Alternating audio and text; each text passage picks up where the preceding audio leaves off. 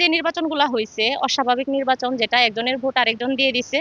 তো এবার সরকারের কাছে আমার একটাই মানে আবেদন, যে সুষ্ঠু, নিরপেক্ষ এবং স্বাভাবিক একটা নির্বাচন যেন হয়, এবং সর্বোপরি জনমতের প্রাধান্য যেন দেওয়া হয়। ক্ষমতায় যেই আসুক আমরা চাই চাঁদাবাজি বন্ধ হবে, গুম খুন এগুলা বন্ধ হবে, পাশাপাশি জনগণের স্বার্থে দেশের স্বার্থে সুন্দরভাবে কাজ করবে। আর বিরোধী দলীয় যারা আছে ওনারা ওনাদের কাজগুলাকে আগায় দেওয়ার জন্য যেই সমস্যাগুলো আছে ওই সমস্যাগুলো সংসদে তুলে ধরবে। প্রার্থীদের কাছে আমাদের এই একটাই চাওয়া যে অবাধ এবং সুষ্ঠু একটা সুন্দর নির্বাচনের জন্য তারা ইতিপূর্বে যেই কমিটমেন্ট আমাদেরকে দিয়ে গেছে সেই কমিটমেন্ট গুলো তারা যেন পূরণ করে।